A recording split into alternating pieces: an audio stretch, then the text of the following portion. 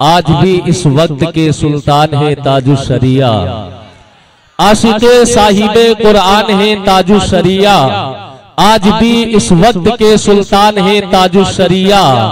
और बोल के जिसपे अकीदे का पता चलता है, बोल के जिसपे अकीदे का पता चलता है, आला हजरत की वो मीजान है ताजुश शरिया। बोल के जिसपे अकीदे का पता चलता है, आला हजरत की वो मीजान है ताजुश शरिया। समझ में हमारी आ रही है माशाअल्लाह। देखिए समझ में हमारी अब आ रही है, नोटों की ज़कात खा रही है। और सैयद नजीब साहब को खिला डाली बिरयानी तो हमें खुरचन खिलाई जा रही है। जरा बोल दे दिए दोनों हाथों को ताजुश शरिया के नाम पर बोल दे, या रसूल अल्लाह। जब थका हारा परिंदा करबला आ जाएगा, फिर उड़ानों का सफर में हौसला आ जाएगा। जब थका हारा परिंदा करबला आ जाएगा, फिर उड़ानों का सफर में हौसला आ जाएगा। फिर उतर आएगा साइल बन के देवड़ी पर पलट, याद फिर जहरा की रोटी का मजा आ जाएगा। याद फिर जहरा की रोटी का मजा आ जाएगा। और आने वाला शेर ऐसा है कि अगर ताजुश शरिया से वाकई सच्ची मोहब्बत है तो मजमे में कोई खामोश नहीं बैठेगा कि याद जब जहरा की रोटी का मजा आ जाएगा। और मैं जहां पर था वहीं पर एक दिन मेरी जगह, मैं जहां पर था वहीं पर एक दिन मेरी जगह। आला हजरत ने कहा अख्तर रजा आ जाएगा, एक दिन मेरी जगह। मैं जहां पर था वहीं पर एक दिन मेरी जगह। आला हजरत ने कहा अख्तर रजा आ जाएगा। हजरात एक शेर सुन ले, दोनों हाथों को उठाकर बोलते मोहब्बत से, या रसूल अल्लाह। खुदा एक बार बस एक बार बुलवा ले मदीने में, फिर उसके बाद चाहे तब निकल जाए मदीने में। खुदा एक बार बस एक बार बुलवा ले मदीने में, फिर उसके बाद चाहे तब निकल जाए मदीने में। जमाने में कहीं भी आए उससे डर भी लगता है, फरिश्ता मौत का आ जाए तो आ जाए मदीने में। फरिश्ता मौत का आए तो आ जाए मदीने में। और जिसे दुनिया कमानी है वो दुनिया में फिरे दर दर, जिसे जन्नत कमानी है चला जाए मदीने में। जिसे जन्नत कमानी है चला जाए मदीने में। हजरात शाखे जैतून से अमन के तहरीर करने वाले, रेगिस्तान की भूल भलैयों में भी सिराते मुस्तकीम पर चलने वाले, अल्लाह के कलाम को अपने गलों में तावीज की तरह पहनने वाले, अपने किरदार से दुश्मन को जेरे जमीन करने वाले, ऊंटनी का दूध और खजूर खाकर शुक्र परवरदिगार अदा करने वाले, दौलते ईमान से मालामाल जज्बे शहादत से सरसार लोग कभी बादशाहत को कलंदर की अंगड़ाई से ज्यादा अहमियत नहीं दिया करते हैं। ना बादशाह ना कोई वजीर जिंदा है, दरे नबी का मगर हर फकीर जिंदा है। ना बादशाह ना कोई वजीर जिंदा है, दरे नबी का मगर हर फकीर जिंदा है। वहाबियत का जनाजा उठाए हैं कुछ लोग, वहाबियत का जनाजा उठाए हैं कुछ लोग। वो सांप मर गया लेकिन लकीर जिंदा है, वो सांप मर गया लेकिन लकीर जिंदा है। उसी लकीर को मिटाने के लिए, उसी लकीर को खत्म करने के लिए उम्दतुल मुहक्किकीन रईसुल मुतकल्लिमीन सुल्तानुल वाइज़ीन शहंशाही खिताबत हजरत अल्लामा मुफ्ती शहरियार साहब किबला की आमद हो चुकी है।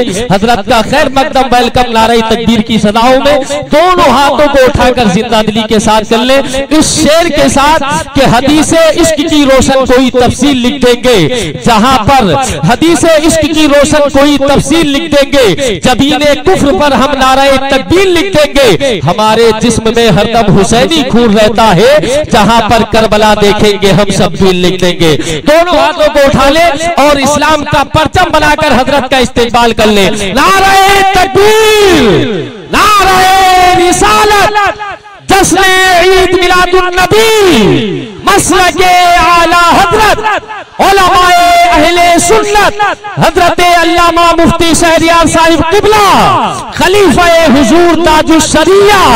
नाराए तकबीर, नाराए रिसालत। फूस का छप्पर था यूं तो हर बशर के सामने, फिर भी काबा झुक गया था उनके घर के सामने। और नामे अहमद में जबर खालिक ने रखा, इसलिए जेर हो जाए जमाना इस जबर के सामने।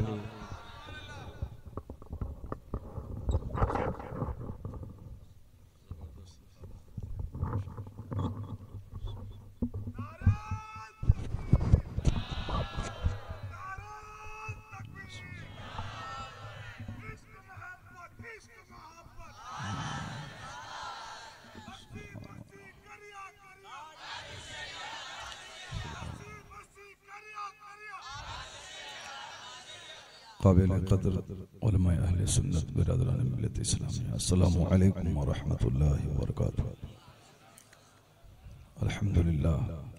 अल्हम्दुलिल्लाहिल्लज़ी हदाना लिल ईमान वल इस्लाम वस्सलातु वस्सलामु अला सय्यिदिना मुहम्मदिन नबिय्यिहिल्लज़ी इस्तंक़ज़ना बिही मिन इबादतिल औसान वल असनाम व अला आलिहि व अस्हाबिहि नजबाइल बररतिल किराम, अम्मा बाद फ़अऊज़ु बिल्लाहि मिनश शैतानिर रजीम, बिस्मिल्लाहिर रहमानिर रहीम।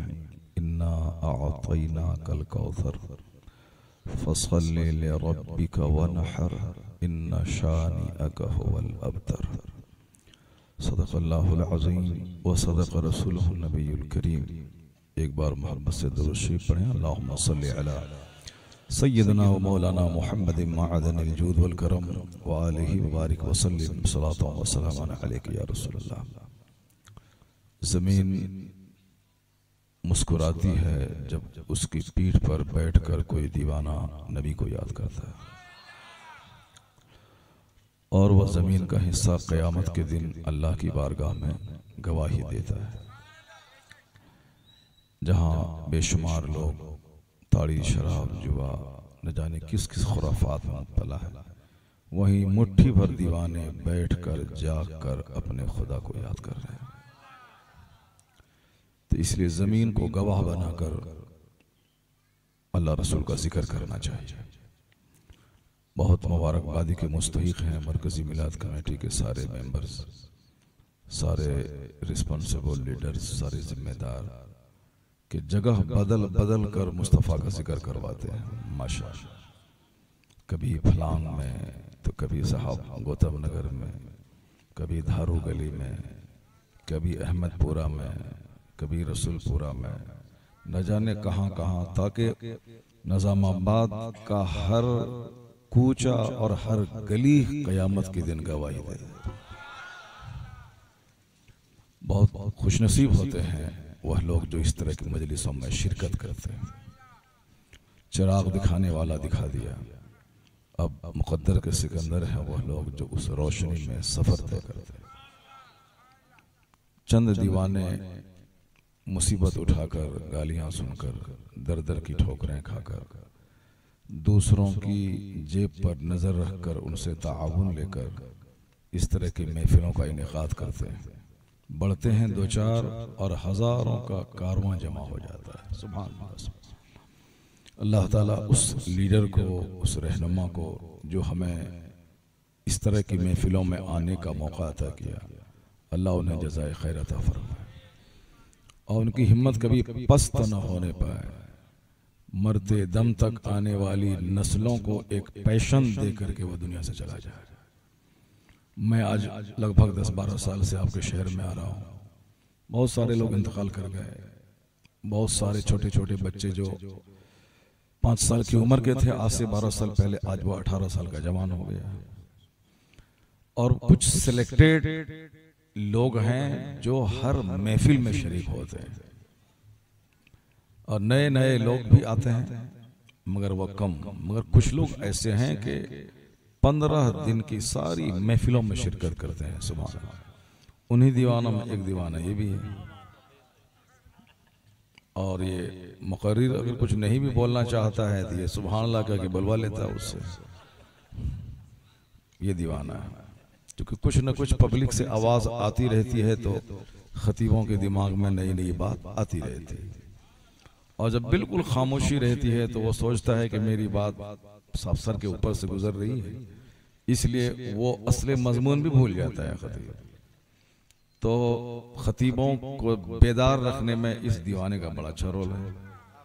माशाअल्लाह, अल्लाह तबारक व तआला इनको और लंबी उम्र दे, ताकि जब हमारे अब्दुल रशीद भाई की क़यादत में, हाफिज़ गुलाम मुहिद्दीन साहब की निगरानी में, हाफिज़ शाहिद साहब और सैयद अयूब साहब की निगरानी में ये कारवां जब 25 साल को पहुंच जाए तो सिल्वर जुबली वाली तकरीब में भी ये दीवाना जिंदा रहे।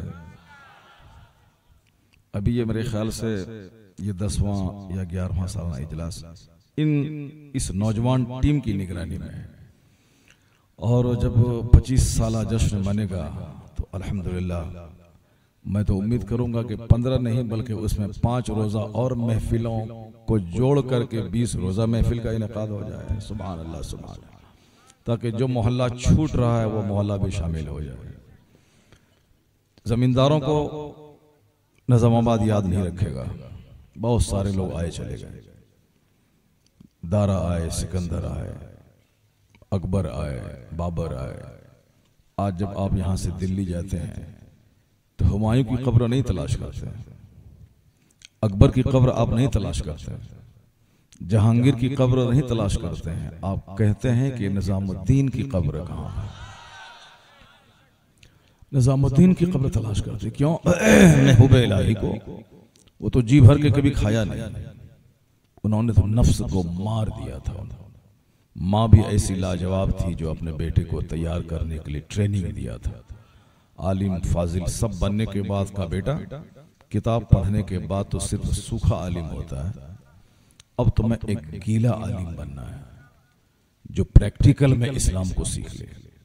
जो हकीकत में सिर्फ किताब पढ़ता है तो वो इल्म की रूह को नहीं जान पाता है। उन्होंने मश्क किया, रटा बस। जब फकीरों की सोहबत में रहता है तब प्रैक्टिकल में वो इस्लाम सीखता है। किताबों के पेज से सिर्फ मसाइल मालूम होते हैं और बुजुर्गों की सोहबत में, आलिमों की सोहबत में रह करके प्रैक्टिकल में बंदा इस्लाम सीखता है। सरकार गौसे पाक भी 10-12 साल तक इल्म हासिल की, फिर 25 साल तक दरियाओं सहराओं में घूमते रहे, दरख्त के पत्तों को खाते रहे, जब भूख लगती गिरी पड़ी सब्जियां खा लेते। खुद गौस पाक फरमाते हैं कि उन दिनों में न मैं किसी को पहचानता था और न कोई मुझको पहचानता था। लोग कहते थे एक दीवाना है जो जंगल में रहता है। 25 साल एक लंबा अरसा होता है जिसे आप सिल्वर जुबली कहते हैं। 25 साल गिरी पड़ी सब्जियां खाना, दरख्त के पत्तों को खाना। वो कौन? जो मादरजाद वली थे, माँ के पेट से ही वली पैदा हो गए थे। गौस पाक तो खुद कहते हैं ना कि जब मैं मकतब जाता था तो लगता था कि आगे आगे कोई फरिश्ता चल रहा है और फरिश्ता कहता था कि लोगों रास्ता खाली कर दो, अल्लाह का वली अब्दुल कादिर आने वाला है। और साउथ इंडिया के लोग बड़े खुशनसीब हैं, खास करके तेलंगाना के लोग। हमारे बिहार में बहुत सारे मदरसे, बहुत सारे उलमा। निजामाबाद में अगर 50 मस्जिद है तो हमको तो लगता है कि 10 से 15 मस्जिदों में बिहार के इमाम होंगे। बोले ना सुभान अल्लाह। क्यों? बिहार की तारीफ अच्छी नहीं लगी आपको? क्या बड़ा माशाअल्लाह। जब 12 साल से बिहारी एक मौलाना खिताब कर रहा है तो बिहार से मोहब्बत होनी चाहिए। हमारे बहुत सारे लोग हैं बिहार यूपी के यहाँ पे। और फिर इस 12वीं मरकजी मिलाद कमेटी के जो रूहे रवा है, जो रीढ़ की हड्डी है, वो भी उत्तर प्रदेश का है। माशाअल्लाह वो बहुत छुपे छुपे रहते हैं, छुप के रहते हैं और तीर वहीं से चलाते हैं वो। माशाअल्लाह क्या बात है। सामने अयूब भाई रहे, मोहसिन भाई रहे, अब अब्दुल रशीद भाई रहे, हाफिज शाहिद रहे, सब रहे, मगर तीर वहीं से चलता है, पावर हाउस वहीं पे है। माशा क्या बात है। अल्लाह ने अकल भी दी है, काम करने का जज्बा दिया है और बहुत बारीक बीनी अता की है कि उलझे हुए मसाइल को कैसे हल किया जाए, मौजूदा टेंशन से कैसे निपटा जाए। अल्लाह ताला उन्हें सलामत रखे और बहुत दिनों तक इस निजामाबाद शहर की रहनुमाई करते रहने की तौफीक अता फरमाए। मैं कह रहा था कि हमारे यहाँ बहुत सारी मदरसे हैं, सारी मस्जिदें हैं, बहुत सारे लोग, लेकिन अब्दुल कादिर, गुलाम मेहुद्दीन, गुलाम गौस, आप समझ रहे हैं? आप गुलाम गौस, गुलाम मेहुद्दीन, अब्दुल कादिर, गौस मेहुद्दीन, इस तरह का नाम बहुत कम मिलेगा। और साउथ में जब मैं आता हूं, तेलंगाना, आंध्रा, इस इलाके में जिसको पूछ क्या नाम है, गौस मेहुद्दीन, क्या नाम है, अब्दुल कादिर, क्या नाम है, गुलाम गौस, ऐसा लगता है कि बगदाद का सीधा फैज इसी साउथ को मिल रहा है। सुभान अल्लाह, सुभान अल्लाह, सुभान अल्लाह। अल्लाह तबारक व तआला कादरी फैजान से इस शहर को आबाद रखे। गौसे पाक इतने बड़े वली का नाम है कि जब मैं मुसीबत में घिरता हूं, आप भी घिरते हैं, तो आप जब पुकारते हैं तो मदद के लिए माँ बाप भाई बहन बाद में आते हैं, सबसे पहले गौसे आजम की मदद आती है। बहुत बड़े वली है। लेकिन मैं ये कह रहा हूं कि मादरजाद वली होने के बावजूद उन्होंने सिस्टम और नेचुरल कानून का फॉलो किया। जो कानून है दुनिया का, जो दस्तूर है, वो दस्तूर है कि रात आती है, दिन आता है, मौसम बदलता है और हालात बदलते हैं। और यहाँ अचानक जादू की छड़ी हाथ में लेकर के साहब बैंक से पैसा ले आओ, कार वहां से आ जाओ, कुछ भी नहीं करें फिर भी 1 लाख रुपए सामने आ जाए। देखिए, हम तो समझ रहे थे कि निजामाबाद में सिर्फ शायरों को नजराने मिलते हैं महफिल में। जो अभी बच्चा कलाम पढ़ा, बड़ा जबरदस्त कलाम पढ़ा, आवाज बड़ी प्यारी है बच्चे की, तो अब उनको नजराने मिल गए, 100-100 रुपए एक नोट मिल गए, और जो कुछ बचा वचा था नकीब साहब को मिल गया। और यही दीवाना इस खतीब को दिया। खतीब को कहीं नजराना मिलता है क्या महफिल में? हाँ मिलता है, कश्मीर में मिलता है। वहाँ 1 घंटे की तकरीर करो तो 25 से 50 हज़ार रुपए नजराने आ जाते हैं। सुभान अल्लाह, सुभान अल्लाह। 12वीं शरीफ में भी जा रहे हैं हम, कश्मीर जा रहे हैं, इससे पहले भी गए थे, तो 55,000 रुपए का लिफाफ दिया था और बहुत सारे हजार तो लोगों ने छूट दिया था, माला माल कर दिया था। सुभान अल्लाह, सुभान। तो वो वहाँ का दस्तूर है। निजामाबाद में तो हम 12 साल से नहीं देख रहे हैं ऐसा, पहली बार देखा। इस दीवाना को 20 रुपया दिया है। अल्लाह तबारक व तआला इस दीवाने को सलामत रखे। खतीबों को निजामाबाद की तारीख में नजराना महफिल में नहीं दिया जाता है, यहाँ शायरों और नकीबों को दिया जाता है। अब इन्होंने स्टार्टिंग कर दी है, अब स्टार्टिंग कर दी है तो अब चलता रहेगा इंशाअल्लाह। सुभान अल्लाह, सुभान अल्लाह। वो अब इस साल भी चलेगा, अगले साल भी चलेगा। जब नात के अशार इश्क की खेती को हरा भरा करते हैं तो फिर तकरीर से तो इश्क जोश में आ जाता है। और जब मोहब्बत शिद्दत इख्तियार करती है तो बंदा जान क्या है, माल दौलत सब कुछ कुर्बान कर देता है। मोहब्बत सच्ची होनी चाहिए। हम लोग तो सिर्फ मजनू की तरह वो हलवा खाने वाले लोग हैं। असल तो वो लोग हैं जो जब तक जान न जाए नबी की मोहब्बत में चैन नहीं आए, जब तक दौलत न लूटे चैन नहीं आए, जब तक बच्चे कुर्बान न हो चैन नहीं आए। अरब की औरतें बच्चों को पालती थीं ये सोच करके इलाही किसी दिन ये मेरा बच्चा तेरे नबी के नाम आ जाए, तेरे नबी के नाम काम आ जाए। पालती थी बहादुर औरतें, बहादुर खवातीन। बस हो तो मैंने एक मजाक किया, अब तुम शुरू कर दिया, चलो ठीक है, शुरू किया। अच्छा काम शुरू करना चाहिए। जो भी अच्छा काम शुरू करेगा क़यामत तक उस पर अमल होता रहेगा, सबका मिला के उसको सवाब मिलता रहेगा। सुभान अल्लाह, सुभान अल्लाह। निजामाबाद में 15 रोज़ा महफिल का आगाज जिसने भी किया और जो आज करवा रहे हैं, 100 साल के बाद भी महफिल होती रहेगी अगर दुनिया रही तो उसका सवाब आप लोगों को मिलता रहेगा कि बड़े अच्छे थे वह लोग जिन्होंने महफिल का आगाज किया था। सुभान अल्लाह। जो अच्छा काम करते रहना चाहिए ताकि आने वाली नस्लें याद रखें। आजकल हम लोग ऐसा काम करते हैं कि नस्लें क्या याद रखेंगी। हम लोग ऐसा काम करते हैं कि हमारी औलाद मुझ पर लानत बरसाएगी। हम लोग बेनमाजी, झूठे, लनफन करने वाले, दुनिया की मोहब्बत में गिरफ्तार, इस तरीके के लोग हम लोग हैं। माँ कैसे बच्चों को तैयार करती है, हाँ पहले उसको मुकम्मल कर लो कि गौसे आजम 25 साल तक दरियाओं सहराओं में रहे, नफ्स को मारा, और फिर जब दिल चमक गया 25 साल की रियाजत शाक़ा के बाद तब वह जलवत में आए। अब मदरसे को जिंदगी ऐसी दी जो मदरसा मिट चुका था दोबारा जवान हो गया। जो खानकाह खाने पीने का अड्डा बन चुकी थी उस खानकाह को गौसे आजम ने रियाजत और मुजाहिदे का मरकज बना दिया। गौसे आजम ने खिताब करके तकरीर करके मुर्दा दिलों को जिंदगी अता कर दी। कई लाश गौसे आजम की महफिल से निकला करती थी। 400 उलमाए कराम दवात और कलम लेकर गौसे पाक की तकरीर नोट करने के लिए महफिल में रहते थे। सदर साहब सुन रहे हैं, और क्या बात, कैसी तकरीर करते थे। और हम लोग तो सिर्फ नकल कर रहे हैं, सिर्फ खा पी रहे हैं, बस समझ लीजिए खा पी रहे हैं। बाप दादा ने खेती लगा दी है, हम लोग खा पी रहे हैं बस, और कुछ नहीं कर रहे हैं। असल तो वो तकरीर थी कि 1 घंटे की तकरीर में 10 लाशें निकल जाती थी। सुनने वाला भी वैसा होता था, चोट लगी दिल पे बेहोश हो गए। अब दुनिया में जिंदा रहना उसके लिए महाल है। अब वो जिस महबूब की मोहब्बत में तड़प रहा है मर के जल्दी से उनके मुलाकात कर ले।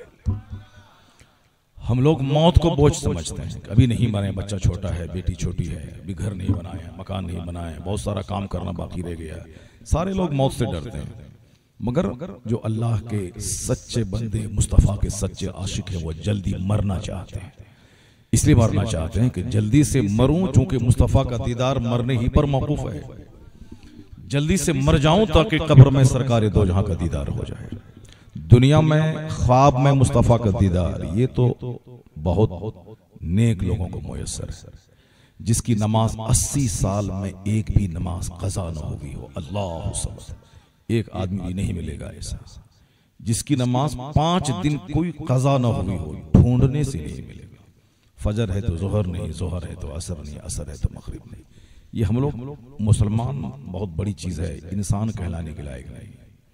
जब जिंदगी में खंगाल के देखते हैं तो ऐसा लगता है कि कोई 25 साल में नमाज शुरू किया, कोई 50 साल में, कोई 10 दिन पहले। उसके बावजूद फिर वो इतराता है कि हमसे बड़ा नेक कोई नहीं है, जबकि नमाज फर्ज हुई थी 15 साल में। वो 50 साल की उम्र में नमाज शुरू किया। 50 हज क्यों ना कर ले, जब तक ये 35 साल की कज़ा नमाज नहीं पढ़ेगा उस वक्त तक ये नमाज उसके जिम्मे से हटेगी नहीं, 50 हज करने के बाद। इसलिए नमाज पंजगाना इतना बड़ा फर्ज है कि हर माँ बाप को हुक्म मिला है कि जब तेरे बच्चे 7 साल के हों तो उसको नमाज का आदेश दे, जब बच्चे 10 साल का हों तो उसे मार के नमाजी बना दे, क्योंकि जवान होने से पहले पहले नमाज के वो आदी हो जाएं, ताकि 15 साल की उम्र को पहुंचने से पहले ही वो समझ ले कि नमाज मेरी जिंदगी के साथ इस कदर जोड़ दी गई है, जैसे बगैर दाना के मैं जिंदा नहीं रहूंगा, उसी तरह बगैर नमाज के मैं मुसलमान नहीं रहूंगा। यह सोच हर माँ बाप पे लाजिम है कि बच्चों की गुट्टी में पिला दे। वरना दाढ़ी रखना उतना बड़ा फर्ज नहीं है जितना बड़ा फर्ज नमाज पढ़ना है। टोपी पहनना उतना कंपलसरी नहीं है जितना कंपलसरी नमाज पढ़ना है। लेकिन हालात देख लें क्या है मस्जिदों के और सामने के, इस कदर हालात खराब हो गए। उसके बावजूद घमंड की बोली यह है कि मुझसे अच्छा कोई नहीं।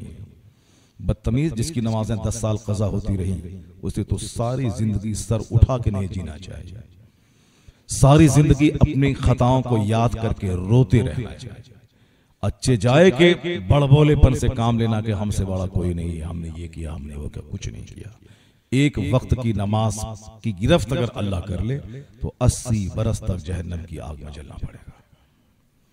चूंकि आजकल अपने अमाल पे गौर ही नहीं करता है, इसीलिए कोई बाइक चलाता है हुल्लड़बाजी की तरह, कोई कार खरीद लिया था फिरौन का दादा हो गया, कोई छोटा सा घर बना लिया था नमरूद का बाप हो गया, कोई साहब 25-30 लाख की फॉर्चुनर खरीद लिया तो अब वो साहब शद्दाद का दादा हो गया। जबकि 25 लाख की फॉर्चुनर की क्या हैसियत है, यहाँ तो साहब 10-10 करोड़ की कारें घूम रही, 100-100 करोड़ की कारें सड़क पे घूम रही है।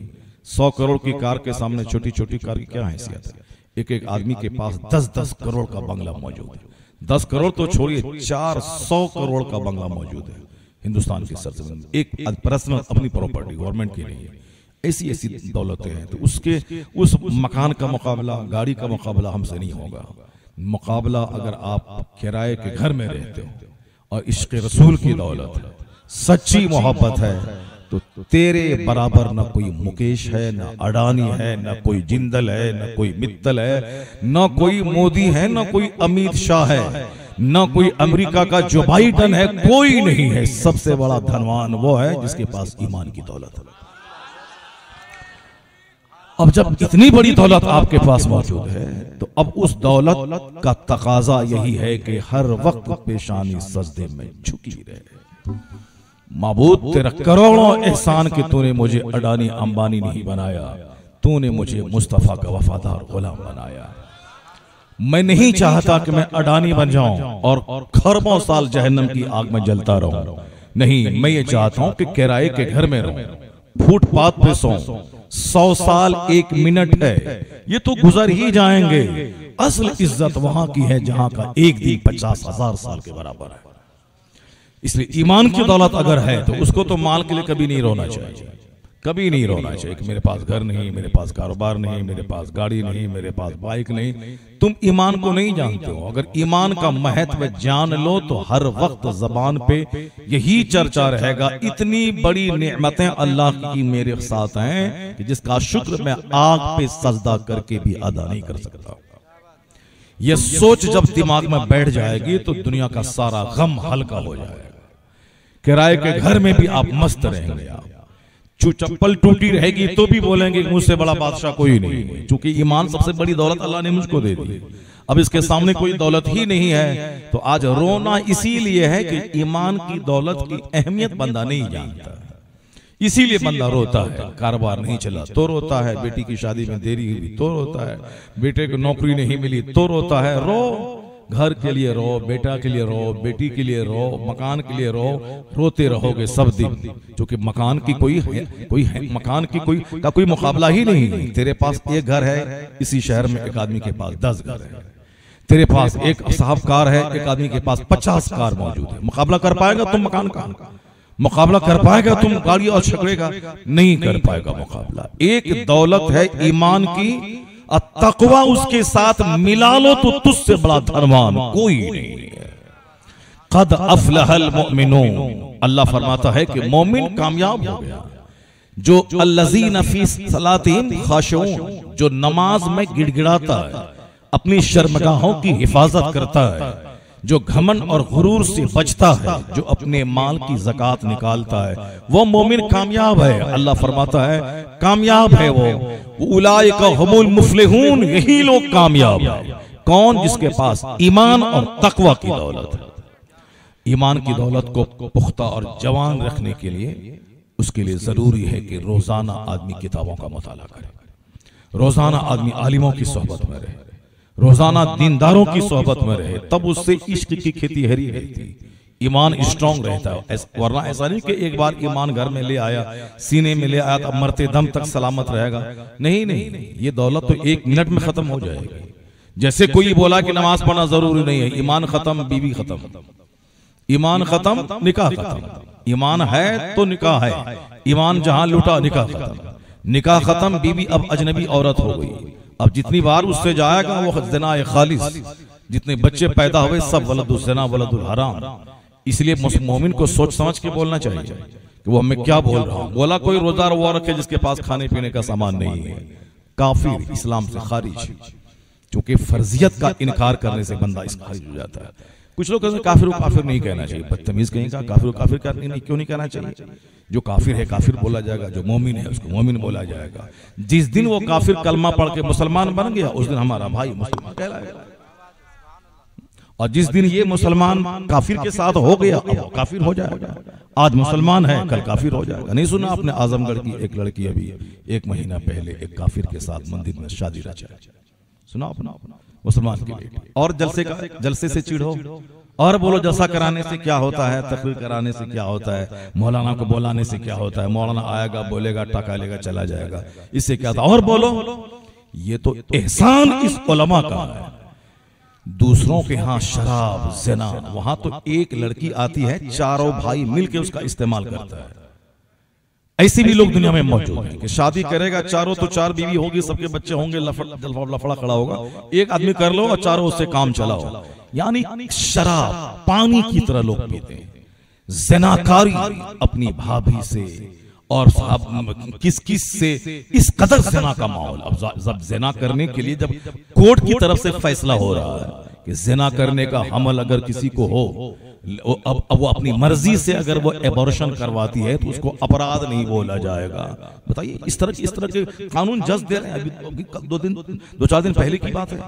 इससे कुछ साल पहले एक जज बोला था लड़का लड़के से, लड़की लड़की से, दोनों साहब एक साथ शादी के संबंध में जुड़ सकते हैं। ये किस कदर घिनौनी बातें लोग कर रहे हैं। ज़िना, शराब, सूद में तो सारा तबका उसका डूबा है। अल्हम्दुलिल्लाह मुसलमान उनके मुकाबले में यहाँ ज़िना भी कम है, शराब भी कम है, सूद भी कम है। मालूम है क्यों कम है? इसलिए कि हर जुमा के दिन मस्जिद में हमारे आलिम साहब मुझको अल्लाह से डराते हैं। ईदैन के बड़े मजमे में ये आलिम खिताब करके हमें अल्लाह से डराते हैं। निकाह के खुतबा में 3 आयतें अल कुरान करीम की पढ़ी जाती हैं। या अय्युहन्नासुत्तकू रब्बकुमुल्लज़ी खलक़कुम मिन नफ्सिन वाहिदा, ऐ लोगों अल्लाह से डरो जिस अल्लाह ने तुम्हें एक जान से पैदा किया। दूसरी आयत पढ़ी जाती है, या अय्युहल्लज़ीना आमनुत्तकुल्लाहा हक़्क़ तुक़ाती, ऐ ईमान वालों अल्लाह से डरो जिस तरह अल्लाह से डरने का हक है। तीसरी आयत पढ़ी जाती है, या अय्युहल्लज़ीना आमनुत्तकुल्लाहा वक़ूलू क़ौलन सदीदा, ईमान वालो, अल्लाह से डरो और सीधी सच्ची बात कहो। शादी की महफिल में 3 आयतें उस खुतबे निकाह में पढ़ी जाती है जिसमें अल्लाह से डराने की बात है। एहसान इन मौलवियों का है जो खुतबे निकाह में मुझे अल्लाह का खौफ मेरे दिल में डालता है। एहसान इन उलमा का है जो जुमा के खिताब में मुझे अल्लाह से डरने का पैगाम देता है। एहसान इस्लाम का है जिसने जुमा की नमाज के साथ खुतबा को मशरूत करके मेरी हिदायत का सामान मुहैया किया। इस्लाम एहसान का है जिसने ईदैन का एक लंबा खिताब देकर हमें साल भर की रूहानी खुराक का इंतजाम किया है। एहसान इन उलमा का है जो हमें कहता है ये हलाल है, ये हराम है, ये लीगल है या इलीगल है, ये राइट है, ये रॉन्ग है, ये जायज है, ये नाजायज है। सारी दुनिया को अपनी फिक्र है, इसको हराम और हलाल की फिक्र है, जायज और नाजायज की फिक्र है, इसको जुमा के खुतबे की फिक्र है। ये इस्लाम ने ऐसा सिस्टम अरेंज किया है कि वाज की महफिलों में वाज, सीरत के जलसों में वाज, महफिले मिलाद में वाज, जुमा के खिताब में वाज, ईदैन की तकरीर में वाज, निकाह के खुतबे में वाज, ये वाज ही है जो मुस्लिम समाज को कंट्रोल में रखा है। काफिरों के यहाँ 110% जहां बुराइयां हैं उसके मुकाबले हमारी बुराइयां कम है, चूंकि एहसान है इस्लाम का जो हमें आलिमों को देकर के वाज सुनने का मौका अता फरमाया। बोलता है वाज करने से क्या होगा, तकरीर करने से क्या होगा। जो अंदर से घटिया किस्म का आदमी होता है उसी को वाज से चिढ़े, वरना जुमा के दिन तो वाज तो फर्ज है। जिस तरह बगैर वजू के नमाज नहीं है उसी तरह बगैर खुतबे जुमा की नमाज नहीं है। चाहे 1 मिनट का खुतबा क्यों ना हो, इमाम को बोलना फर्ज है, वो फर्ज, उसके बगैर जुमा की नमाज ही नहीं होगी। 5 वक्त की नमाज चाहे पढ़े, खुतबा हो चाहे ना हो, नमाज हो जाएगी। सफर में, हजर में, ट्रेन में, प्लेन में, जहां चाहे जहां नमाज हो सकती है हर जगह पढ़ लें। ट्रेन में पढ़ लें, अगर ट्रेन नहीं रुक रही चलती ट्रेन पे पढ़ लें आप, फिर बाद में उसको दोहरा लें। फ्लाइट में आप नमाज पढ़ लें, दरिया में कश्ती में नमाज पढ़ लें, नमाज छूट गई घर में पढ़ लें। लेकिन जुमा की नमाज घर में नहीं होगी, जुमा की नमाज ऑफिस में जहां तहां नहीं होगी। जुमा की नमाज के लिए इज़्न आम शर्त है, जमात शर्त है, खुतबा शर्त है। 5 वक्त की नमाज में कोई तकरीर नहीं, जुमा में खुतबा नहीं हुआ तो नमाज ही नहीं होगी। शरीयत ने इंतजाम इसलिए क्या किया, दिल है दिल। अभी तकरीर सुनने के बाद लगता है कि दिल पसीज गया, रोंगटे खड़े हो गए, अब मैं दुनियादारी में नहीं जाऊंगा। लेकिन जहां यहां से निकला, घर में गया, बीवी के साथ रहा, बच्चों को देखा, दुकान पे बैठा, ये सारा नसीहत का पानी धीरे धीरे उतरने लगता है। जो दिल पसीज गया था वो 1 दिन के बाद थोड़ा खत्म हुआ, 2 दिन के बाद थोड़ा खत्म हुआ, 3 दिन के बाद और खत्म हो गया, 5-7 दिन आते आते पिछले जुमा जो नसीहत का पानी चढ़ा था वो सब उतर गया। इसीलिए शरीयत चाहती है कि 7 दिन के अंदर अंदर जो पिछले जुमा की नसीहत का पानी उतरने जा रहा है, जहां उतरने नहीं पाए कि फिर अगले जुमा को नसीहत का पानी चढ़ा दिया जाए, ताकि मरते दम तक उनका दिल मरने नहीं पाए, दिल जिंदा रहे। उसी वाज की एक शक्ल है ईद मिलादुन नबी के जलसे, उसी की शक्ल है ताकि दिल मरने नहीं पाए, दिल जिंदा रहे। वरना जब दिल मर जाता है तो आदमी गुरूर का पुतला हो जाता है। इसलिए घमंड और गुरूर को तोड़ने वाली हदीस पढ़ी जाती है। अल्लाह रब्बुल इज्जत से डराया जाता है, बंदों को तरह तरह की मिसालें देकर के समझाया जाता है। वास के बारे में बुजुर्गों ने कहा कि 3 दिन लगातार कोई आलिम अगर किताब पढ़ना छोड़ दे तो उसका दिल मरने लगता है। जो 20 साल पढ़े 3 दिन वास छोड़े उसका दिल मरने लगता है, और जो कभी पढ़ा ही नहीं, पढ़ता ही नहीं, उसका दिल के मरने का आलम क्या होगा। एक है सिर्फ किताब पढ़ना, किताब पढ़ा प्रैक्टिकल नहीं किया, तो आप ये समझ लें कि प्रैक्टिकल नहीं करने के बाद तो वो शख्स आधा इल्म हासिल किया है, कंप्लीट नहीं, अधूरा है। जो प्रैक्टिकल में इल्म हासिल नहीं किया उसकी बोली से फितना पैदा होता है, उसके बाद से घमंड टपकता है। ये घमंड की बोली होती है कि साहब मैं तकरीर रिपीट नहीं करता हूँ, मैं 10 साल से बोल रहा, तकरीर रिपीट नहीं करता हूँ। तकरीर कोई कलाकारी है क्या? तकरीर कोई अदाकारी है क्या? रिपीट नहीं करता हूँ, ये घमंड की बोली है। एक मौलाना बोलता तक नहीं, जो मैं एक बार खा लिया, एक बार मैं उगल लिया, फिर दोबारा उसको नहीं निगलता हूँ। ये किस कदर घमंड की बोली है। मैं खुद उस जलसे में था और बहुत दिन पहले की बात। वो क्या बोला कि नहीं, जो शेर पढ़ दिया मैं दोबारा नहीं पढ़ता हूँ, और जो बोल दिया वो दोबारा नहीं बोलता हूँ। घमंड की बोली है। बदतमीज तुम बड़ा है या मुस्तफा बड़े हैं? मुस्तफ़ा की हदीस जब मैं पढ़ता हूं तो हुजूर ने क्या फरमाया, हदीस में आया है कल्ला मा खतबना रसूलुल्लाह सल्लल्लाहु अलैहि वसल्लम इल्ला काल, यानी सहाबा कहते हैं कि यानी कोई तकरीर ऐसी नहीं थी, कम ही कोई तकरीर हुजूर की ऐसी होगी जिस तकरीर में हुजूर ने इस बात को रिपीट न किया हो, ला दीन लिमन ला अहद ला, उसके पास कोई दीन नहीं है जिसके पास वादा वफाई नहीं है, उसके पास कोई दीन नहीं जिसके पास अमानतदारी नहीं है। वहां तो हुजूर हर तकरीर में इसको रिपीट करते थे और एक जुमले को 3 बार मुस्तफा रिपीट करते थे। सैयदा आयशा कहती हैं कि सरकार की गुफ्तगू ऐसी थी कि अहम गुफ्तगू, जो सारी गुफ्तगू अहम थी लेकिन जो पब्लिक के लिए ज्यादा अहम होती, सरकार उसको 3 बार रिपीट फरमाते और इस कदर हुजूर वाज़े जुमलों में गुफ्तगू फरमाते कि एक एक लफ्ज को चुन लिया जाता था। और ये मौली साहब बोलता है कि हम जो खा लिए, हम जो बोल दिया फिर दोबारा उसको नहीं बोलते हैं। ए भाई साहब कहां जा रहे हैं? बैठो यार, क्या जवान आदमी होकर के एक करने जा रहे हो? वो तो दूसरा सब आदमी करता है। 72 साल का आदमी तकरीर करता है लाल किला से, 1 घंटे में 10 बार पानी पीता है, और जो पानी पीता है पेशाब करने जाता है ज्यादा। जो दीन की खुराक खाएगा 8-8 घंटे तक पेशाब का एहसास नहीं होगा। अल्हम्दुलिल्लाह, खूब दीन सुनो, खूब दीन सीखो, आलिमों की सोहबत में रहो, इस जन्नती महफिल में आके सो जाओ। जब तक सोए रहोगे आसमान से रहमतों का पानी पड़ता रहेगा। जन्नत की क्यारी में आके सो जाओगे। दिल को जिंदा रखने के लिए इस तरह की महफिलों में शरीक होना जरूरी है, वरना घमंड की बोली सब बोल रहा है आजकल। सारे लोग मगरूर हो चुके, अक्सर लोग सब घमंड है, हम ये हैं, हम वो हैं, हम नहीं जाते, हम वहां नहीं जाते, हम ये करते हैं, हम वो करते हैं, हम मैं ये करता हूँ, मैं वो पढ़ता हूँ, मैं उसकी तकरीर सुनता हूँ, मैं वो बोलता हूँ, मैं ऐसा करता हूँ, मैं पाकिस्तान के मौलाना की तकरीर सुनता हूँ। ये क्या हिंदुस्तानी मौलाना बोलेगा? रहता है हिंदुस्तान में और गुण पाकिस्तान में जाता है, और वहां की तकरीर सुनता। क्यों सुनता पाकिस्तान के मौलवी की? पाकिस्तान के मौलवी तो स्टेज पर आने के बाद सज धज के आता है, वो फेयर एंड लवली लगाता है, लेकमी लगाता है, पूरा सज धज के आता है। साहब ये पगड़ी, वो पगड़ा, वो जुब्बा, वो ये वो अंगूठी, वो घड़ी, राडो घड़ी, ये सब सज धज के आता है। वो सब मार्केटिंग हो रही है वहां पे। हिंदुस्तान के उलमा पे आप रश्क कीजिए जो सिंपल रहते हैं, सादा रहते हैं। सुभान अल्लाह, सिंपली इसकी पहचान है, सादगी इनकी पहचान है। देखा सबको अब आ गए साहब, एक सिंपलिसिटी सादगी। हिंदुस्तान में भी एक मौलाना साहब हुआ है जो एक दिन में 10 पगड़ी बदलता है, वो 10 जुब्बा पहनता है। घर से निकला एक जुब्बा, वहां गया अलग जुब्बा, एयरपोर्ट पे गया अलग जुब्बा, फ्लाइट से उतरा अलग जुब्बा।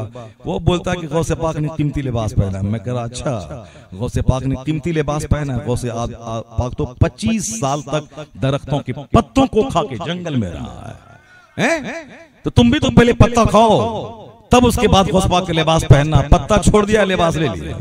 और वो भी गौसे आजम ने सर्दी नहीं पहना है, कीमती लिबास कभी कभी दुनियादारों के गुरूर को तोड़ने के लिए पहना है। वरना दिल तो मिस्कीन जैसा था मेरे इमाम का, चूंकि हुजूर पापा की सुन्नतों के आमिल थे गौसे आजम। और हुजूर की सुन्नत यह है सादगी। 2-2 महीने तक हुजूर के चूल्हे में आग नहीं सुलगती थी, खजूर और पानी पे गुजर बसर होता था। सरकार का विसाल उस कंबल में हुआ जिस कंबल को सहाबा ने जब बाद में देखा तो आंखें उसकी डबडबा गई। खुरदरा सा कंबल था। अल्लाह, उस लिबास में सादगी। कमरे में घुसे उमर फारूक तो सादगी देख के रोने लगे। यानी एक बिस्तर भी नहीं थी, बिस्तर भी नहीं था। सरकार दो जहां के जिसमें अक़दस पे चटाई के निशानात उभर आए थे। सरकार दो जहां के तकिए में खजूर की छाल भरी, एक गद्दा था भी उस गद्दे में खजूर की छाल भरी हुई। कमरे में एक कोने में एक मशकीजा है, एक बकरी की खाल लटक रही है, चंद मुट्ठी जो एक कोने में ही दुनिया के बादशाह के महल की पूंजी है। अल्लाह, ये है सादगी। आज जितनी लोग जोर देते हैं कि साहब दौलत होनी चाहिए तब काफिर का दिल हिलेगा, मकान होना चाहिए तब इज्जत होगी, पैसा हो तब दीन की खिदमत होगी, कार पे हम चलेंगे तब लोग मेरी बात को मानेंगे। तुम्हारी बात ताकतवर है कि मुस्तफा की बात ताकतवर है? जितने भी मौलवी मकान, दुकान, गाड़ी, पेट्रोल पंप में लग गए, जिन्होंने चीख चिंगाड़ के जो बोलता था, दर्द सीने का निकाल देता था, ये करेंगे वो करेंगे, जहां पेट्रोल पंप होया, पेट्रोल का कार आई, मकान बना दिल्ली में, सब बोलती बंद हो गई। अब वो काफिरों की बोली बोलने लगा, मुरारी बापू का भाषण सुनने लगा। और उनकी बीवी बोलती है कि मुरारी बापू से मेरा आदाब कह दीजिएगा, मेरी बीवी उस वक्त तक सोती नहीं है जब तक कि मुरारी बापू का भाषण नहीं सुन लेती। माज़अल्लाह, 1000 बार माज़अल्लाह।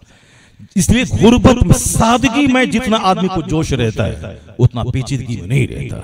एक मौलवी जब तक मस्जिद में 5,000 रुपए महीना में कमाता है, वो चाहता है कि हर जुमा के दिन दिल निकाल के लोगों के सामने रख दे, वो कहता है। लेकिन जहां वो 5 लाख रुपए कमाया, वो बोलता है कि हटाओ, कौन ये सुधरने वाली कौम नहीं है, अपना काम करो, खाओ पियो मस्ती करो, इसके चक्कर में रहोगे तो फकीर बन जाओगे, अपना काम करते रहो। देखिए, जहां पैसा कम रहा जोश ज्यादा रहता है, और जहां पैसा ज्यादा हुआ जोश ठंडा होता है। इसलिए हुजूर ने उस दौर में जहां के सोने की लाठी ईरान के बादशाह के पास थी, 70-70 हजार नौकर गुलाम के आगे पीछे सोने की मशाल लेके चलते थे। जिस तख्त पे वो बैठते थे, हीरे जवाहरात से जुड़े हुए तख्त थे, जिस पर ईरान का किसरा बैठता था, रूम का कैसर बैठता था, उसको किसने हिलाया? हुजूर के गुलाम उमर फारूक के दौर में ईरान भी फतह हुआ और रूम भी फतह हुआ। जिस उमर फारूक के कपड़े में 19 पैबंद लगे थे, जो 3-3 दिन के बाद खजूर चोसा करते थे, उस उमर के दबदबे से रूम भी हिला करता था, ईरान भी हिला करता था। इसलिए कि जो ताकत सादगी में है, रूहानियत में है, वो ताकत पेचीदगी में नहीं है। आज खाना है, जहां ढेर खाए तो उनको ठीक तरह निकल गया। देखिए आजकल पीर साहब के पास देखिए, खाना खाना है, AC room, AC car, AC गाड़ी, और खाता है, हजरत ये गोश्त ले लीजिए, हजरत ये मटन ले लीजिए, हजरत ये तो बहुत बड़ा अच्छा कौरमा बना है, हजरत ये शीरवाल है, हजरत ये सेवैयाँ है, हजरत ये हमारे निजामाबाद का स्पेशल मिठाई है, इसको खा लीजिए। अब जो पीर साहब शीरमाल खाए, सेवई खाए, साहब सब कुछ खाते रहे तो उसका क्या हाल होगा? उसके पेट का, उसका उठना बैठना सब मुश्किल हो जाएगा। अब वो पीर साहब सिगरेट पी रहे हैं, गुटखा खा रहे हैं, साहब मचा रहे हैं। जब मुरीद ही ऐसा है, 100 पॉकेट सिगरेट का दे रहा है, तो पीर साहब को पीने में क्या लगा? पिएगा, फेंकेगा, पिएगा, फेंकेगा। अब मुरीद उसकी करामत बयान करता है, मेरा पीर ऐसा लाजवाब है कि एक दिन में 100 सिगरेट पी जाता है, ये करामत है उसकी, बताइए। मेरा पीर ऐसा लाजवाब है कि साहब वो एक दिन में 100 गुटखा रजनीगंधा खा जाता है। जैसा मुरीद वैसा पीर, रजनीगंधा, गुटखा और सिगरेट। पीर भी बोलता है कि जैसी रूह वैसा फरिश्ता, जैसा पीर वैसा मुरीद। चलो वो कौन है वो पीर जो इस दौर में भी गौसे पाक की याद ताजा कर गया? कौन था वो मुर्शिद जिसे देखो तो जुनैद बगदादी की याद ताजा हो जाए, जिसे देखो तो दाऊद ताई की याद ताजा हो जाए। आज प्रधान, काउंसलर, एमएलए, विधायक का झोला ढेने वाला पीर ये पीर है। पीर मेरा था वो कि 7 घंटे तक नरसिम्हा राव बरेली में पड़ा रहा कि उस मुर्शिद से मुलाकात करवा दे। हिंदुस्तान का प्रधानमंत्री वो मुर्शिद बोला, नहीं तुझसे मिलने का, मैं बाप दादाओं से दीन की खिदमत का जो सेंटिमेंट पाया हूं उससे फुर्सत कहां है कि किसी वजीर आजम से मैं मुलाकात करूं। कौन है जो 7 घंटे तक वजीर आजम का मिलना गवारा नहीं किया? कौन है जिसको जब भी देखा दरसे बुखारी देता देखा, दरसे कुरान देता देखा, अमरे बिल मारूफ करता देखा, किताब लिखता, किताब सुनता देखा, मुफ्तियाने कराम की ट्रेनिंग करता देखा, दीन की खिदमत करता देखा। जब भी देखा वाज में, जब भी देखा नमाज में, जब भी देखा दरूद में, जब भी देखा मुफ्तियों की जुर्बुत में, जब भी देखा तकरीर करते, दरसे बुखारी देते। उस दौर में उसी मुर्शिद बरहक का नाम अख्तर रजा का अज़हरी ताजुल शरिया था।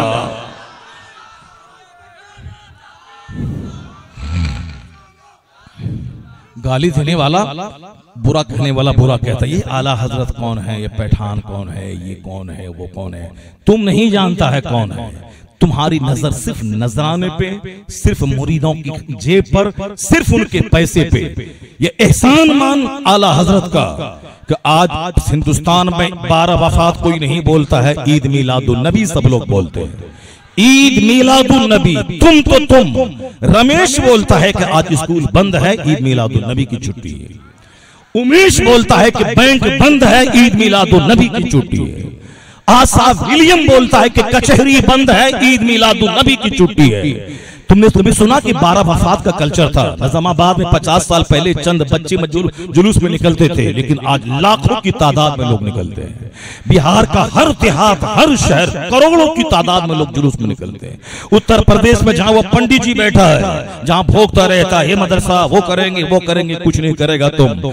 आज है 4-5 साल के बाद अगर मैं निजामाबाद आया तो सुनेगा न पंडित जी रहेगा, न गुजराती रहेगा, कोई नहीं रहेगा। जिस मदरसे को मिटाना चाहता वो मदरसा जिंदा रहेगा, वहां दरसे बुखारी रहेगा, दरसे हदीस रहेगा, मुस्तफा का गुलाम रहेगा, अल्लाह रब्बुल इज्जत का चर्चा होता रहेगा।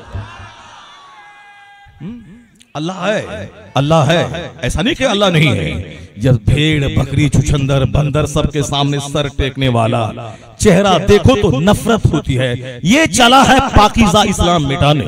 सर में 4 सींग है, ऐसे सूंड है, आगे पेट ऐसा निकला हुआ है, उसके सामने सर टेकने वाला जिसका पेट निकला हो, जिसका ऐसे सींग निकला हो, सूंड ऊपर से निकला हो, जहां इधर टीका उधर टीका, इधर जड्डा उधर ये उधर ये, वो चला है मुसलमानों की सादगी पे अटैक करने। मैं कहता हूं अगर तेरा दिल जिंदा है सिर्फ मस्जिद में घुस जा, मस्जिद के कालीन की सादगी, मस्जिद की दीवार की सादगी, मस्जिद के मेहराब और मिंबर की सादगी, मस्जिद में ना कहीं चुचंदर, ना बंदर, ना चूटी, ना मौलवी, ना मौलाना, ना किसी आदमी की तस्वीर है। ये मस्जिद की सादगी में जो हुस्न है, अगर तेरा ज़मीर जिंदा है, वहां जहां इधर लाल उधर गुलाब, उधर पीला, उधर सांप, उधर पत्थर, उधर चुचंदर, उधर चूटी, उधर हाथी, उधर फांसी, वहां तो उल्टी हो तो करने को मन करता है। घुस जा मस्जिद में, मस्जिद की दीवार का हुस्न, मेहराब व मिंबर का हुस्न, चटाई का हुस्न, सरों की टोपियों का हुस्न, जुब्बा दस्तार का हुस्न, अगर दिल जिंदा है तो हुस्न देखकर कलमा पढ़कर वो भी हो जाएगा।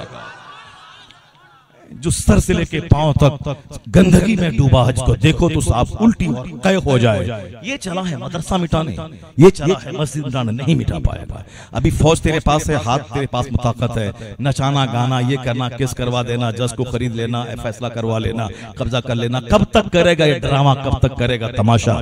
जब तक ताकत है कर ले। हिंदुस्तान आज है क्या? हिंदुस्तान तो आज 1000 साल से यहाँ मस्जिदें हैं, यहाँ मदरसे हैं, 1400 साल से यहाँ मस्जिदें हैं, यहाँ मदरसे हैं। जमीन का खालिक अल्लाह, जमीन का मालिक अल्लाह, कायनात का पैदा करने वाला अल्लाह। और तुम जो चाहता है कि अल्लाह अकबर की सदा को दबा दे, नहीं होगा। मेरा खुदा एक सुनामी भेजेगा, उस लहर में सब बह जाएंगे, कुछ नहीं रहेगा। क्या रहेगा? कोई गुल बाकी रहेगा, न चमन रह जाएगा, पर रसूलुल्लाह का दीन हसन रह जाएगा।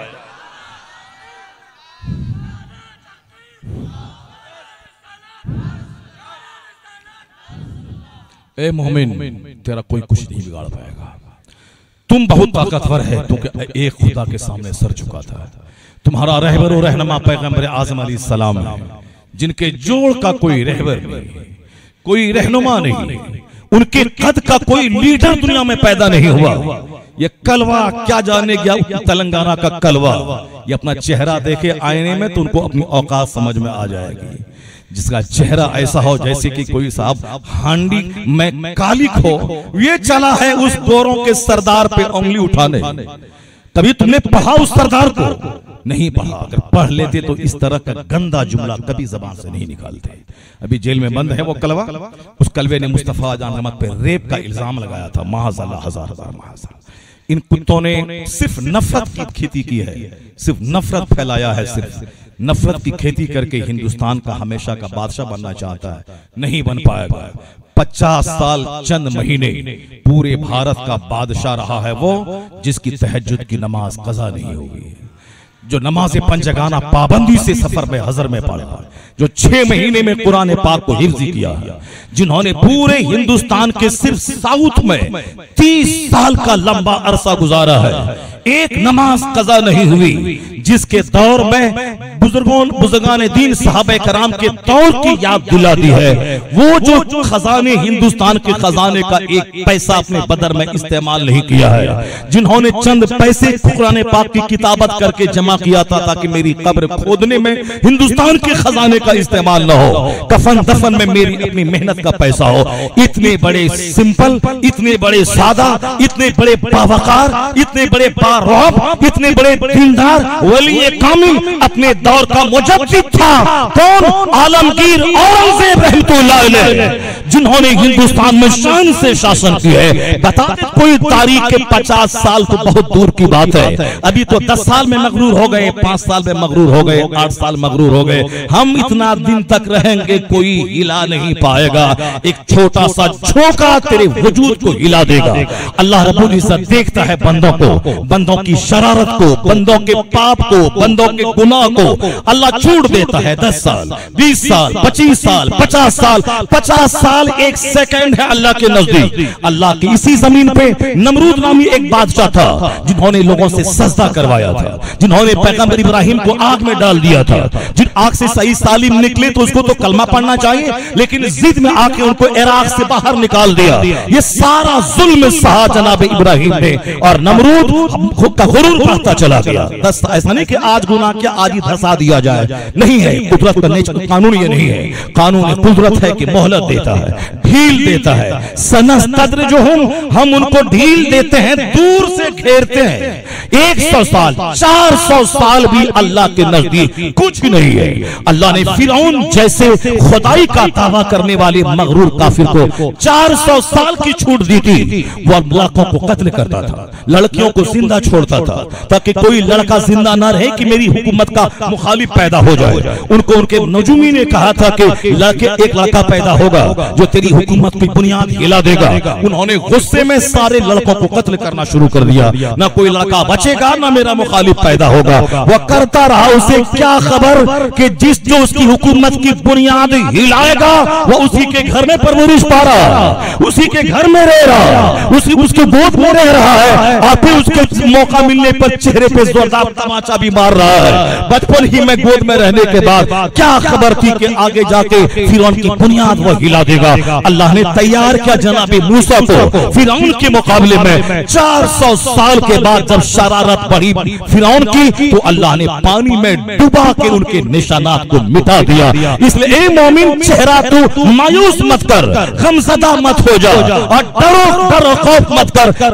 बातिल के पास ताकत नहीं होती है। जो जंग में जो जान बचाने जाता है वह जंग नहीं जीतता है। जिसकी नजर दुनिया पे रहती है वो ज्यादा आखिरत पे यकीन करने वालों के मुकाबले में टिक नहीं पाता है। विश्वास कर ले, हाँ हम कमजोर हैं, मैं नमाज छोड़ता हूँ, इस माना कर कमजोर हो। मेरी मस्जिदें वीरान है, इस माना कर कमजोर हो। मेरे बच्चे लुच्चे लफंगे जोकरों की तरह बाल रखते हैं, इसलिए मैं कमजोर हूँ। मेरी बेटियां जींस टी शर्ट पहनकर काफिरों के साथ चक्कर चलाती हैं, इसलिए मैं कमजोर हूँ। मैं भी मकान दुकान का मुकाबला काफिरों की तरह शुरू किया, इसलिए मैं कमजोर हूँ। मेरी कमजोरी काफिराना अमाल से है, मेरी कमजोरी इन बदअमालियों से है। वरना न इस्लाम कमजोर, न खुदा कमजोर, न मुस्तफा कमजोर, न किताब कमजोर। मेरा खुदा ताकतवर, मेरी किताब कुरान ताकतवर, मेरे मुस्तफा ताकतवर, मेरा मजहब ताकतवर। वह छूट देता है 400 साल की, और जब पकाता है पानी में डुबा के मार देता है, उसकी सारी सल्तनत पे मूसा के फॉलोवर को कब्जा दिला देता है। वही बनी इस्राइल जिसको फिरौन मारना चाहता था, वही बनी इस्राइल उसकी सारी दौलतों पे काबिज हो गए। अल्लाह फरमाता है कम तरकू मिन जन्नातियम व उयून, कम तरकू यानी कितनी दौलतों को छोड़ गए वो, सारी इमारतों को, बागात को, चश्मों को, उन सबों पे अल्लाह ने बनी इस्राइल का कब्जा दिला दिया। एक आदमी 1 महीने तक चलता रहता तो फिरौन के एक बाग में चलता। अल्लाह है ना, कुरान शरीफ में बार बार क्यों जिक्र हुआ है फिरौन का, मूसा अलैहिस्सलाम का, क्यों बार बार जिक्र? एक बार जिक्र काफी था, लेकिन कुरान शरीफ में दर्जनों जगहों पे जनाब मूसा अलैहिस्सलाम का जिक्र हुआ है, फिरौन का जिक्र हुआ है, नमरूद की कहानी का जिक्र हुआ है, ताकि जब भी बंदा कुरान पढ़ेगा उसको लगेगा कि हाँ नहीं, कुफ्र चाहे 1000 हाथ पैर मारे कि मेरी हुकूमत, मेरी फौज, मेरा जज, मेरी कुर्सी, मेरा बैंक, रिजर्व बैंक मेरा, सुप्रीम कोर्ट मेरा, हाई कोर्ट मेरा, सिविल कोर्ट मेरा, मिनिस्टर मेरे, आबादी हमारी, फौज मेरी, ताकत मेरी, सब हमारी, मेरी जो करता है वह बस 2-4 साल मेरी करे। और अल्लाह जब अपनी कुदरत दिखलाता है तो एक सोनामी का झोंका सारे गुरूर को मिट्टी में मिला देता है। इसलिए अपने रब्बे करीम की रस्सी को मजबूती से थामे रखिए। वातसिमू बिहब्लिल्लाहि जमीआ, अल्लाह की रस्सी को मजबूती से थामे रखिए। चाहे हजार ऐसा दौर आए कि नमाजी का वैल्यू ना हो, गरीबों का वैल्यू ना हो, दाढ़ी रखने वाले का वैल्यू ना हो, मौलवी का वैल्यू ना हो, मदरसे का वैल्यू ना हो, इमाम साहब का वैल्यू ना हो, किनके नजदीक तू वैल्यू चाहता है? इन दुनियादारों के नजदीक जो शराब पीता है, जो ज़िना करता है, जिनकी बेटियां और जिनके बेटे बदअमल हैं, जो हराम की दौलत से मकान बनाया है, उसी के सामने तू इज्जत चाहता है, उसी के सामने तू इज्जत चाहता है। इन दुनियादारों के पास जो नमाज छोड़ता है, जो बदअमल रात के 3 बजे तक मोबाइल चलाए और दिन के 10 बजे उठे, रोजाना फजर की नमाज छोड़े, जब रहमत का फरिश्ता आता है सहरी के वक्त में, सारे लोग गफलत में पड़े हैं, एक घर में 10 मर्द 10 औरतें, सारे के सारे सोए हुए हैं। रहमत का फरिश्ता आया, लौट गया, 10 साल के बाद रोता है, आमिर के पास दौड़ता है कि मैंने तो किसी कुछ नहीं बिगाड़ा था, मेरा कारोबार क्यों ठप हो गया? तुम्हारा 100% हाथ है। फजर की नमाज जो छोड़ता है उसके चेहरे का नूर अल्लाह मिटा देता है। जो नमाज पंजगाना छोड़ता है अल्लाह उसकी रोजी से बरकतों को खत्म कर देता है। तो हमारी बदअमली मुझको तबाह करने के लिए काफी है। और इन बदअमलों के नजदीक तू इज्जत ढूंढता है। अब बोलता है गरीबों की इज्जत कहाँ है, मौलवी की इज्जत कहाँ है? जो कुरान हदीस पढ़ता रहा, जुमा का खिताब करता रहा, नमाज पंजगाना पढ़ाता रहा, टूटी चप्पल पहन, इतना तो तू जान ले, एक आदमी के पास 50 खरब की दौलत है, वह जमींदार है, वह लैंडलॉर्ड है, वह किंग है, वह काउंट है, वह नवाब है, मगर नाइबे रसूल कौन है? इस रुए जमीन पे सबसे बड़ा अल्लाह के बाद जो कायनात में कोई हस्ती है वह मुस्तफा की जात है। और जो मुस्तफा का नाइब है, मुस्तफा का नाइब होना, जैसे प्रधानमंत्री है उप प्रधानमंत्री होना, नाइबे वजीर आजम, नाइबे सदर जमहूरिया, नाइबे वजीर आला, ये वजीर आला है तेलंगाना का और ये उसका नाइब है, ये वजीर आजम है इंडिया का, ये उसका नाइब है। दुनिया के मालिक व मुख्तार मुस्तफा की जात गिरामी, अल्लाह के महबूब है, वह महबूब परवरदिगार है। मुस्तफा का नाइब कौन है? अल उलमा वरसतुल अंबिया, उलमा मुस्तफा के नाइब है, मुस्तफा के वारिस है। तो नवाब होना और है, जमींदार होना और है, वजीर आजम और है, मुस्तफा का नाइब होना और है। और यह नाइब वही होता है जिसके सीने में कुरान हदीस का इल्म होता है। कैसे तुमने समझ लिया कि तुम कमजोर है? इन जानियों, इन बदकारों, इन बेनमाजियों, इन इस्लाम और कुरान की तालीमात के मजाक उड़ाने वालों के नजदीक तू इज्जत चाहता है। हाँ, मुत्तकियों के नजदीक तो तुझसे बड़ा कोई नहीं, नमाजी के नजदीक तुझसे बड़ा कोई नहीं। चूंकि दूसरा आदमी वक्ती तौर पर रहनुमा होता है और इमाम नमाज रोजाना 5 वक्त वह मेरा कायद बन के, मेरी नमाजों का कफील बन के अल्लाह के हुजूर खड़ा रहता है। अब साहब हालात ऐसे खराब हो गए, अपनी हैसियत ही कोई नहीं समझता। सारे लोग कहते इस्लाम का मुस्तकबिल क्या होगा, आने वाला दिन क्या होगा। जब अल्लाह का कोई जवाब नहीं है तो अल्लाह को किससे कोई खतरा है? कोई खतरा नहीं। अल्लाह को इस बंदर से खतरा है, चुचंदर से खतरा है, सांप से खतरा है, या किसी राजा के बेटा से खतरा है, या फिर वो नेपाल के साहब श्रीलंका के राजा से कोई खतरा है? ये सब क्या है? सांप, चुचंदर, बंदर सबको अल्लाह ने पैदा किया। और इंसान, राजा, महाराजा, जमींदार, prime minister, chief minister, president, सबको अल्लाह ने पैदा किया। और अल्लाह जिसको पैदा किया है मिट्टी से, पानी की एक बूंद से, बस 1 सेकंड में उसको मौत देना भी जानता है। फरिश्ते मुकर्रर हैं मौत के लिए। अब लोग कहते हैं कि भाई आप इतना चिल्ला रहे हैं, 10 साल से कहां मौत आ रही है, कहां मौत आ रही है? मैं कहा कुरान के खिलाफ हो जाएगा क्या? कुरान के खिलाफ तू करना चाहता है क्या? कुरान करीम क्या कहता है? फ़इज़ा जाअ अजलुहुम ला यस्तखिरून सअतन वला यस्तक़दिमून। जब मौत का वक्त आता है तो 1 मिनट ना आगे होता है ना पीछे होता है। कुरान कहता है वलन युअख़िरल्लाहु नफ्सन इज़ा जाअ अजलुहा। अल्लाह एक लम्हा के लिए मौखर लेट नहीं करेगा जब मौत का वक्त आ जाएगा। मौत चाहे जहां कहीं रहो, ऐनमा तकूनु युद्रिकुमुल मौत वलौ कुंतुम फी बुरूजिन मुशय्यदा।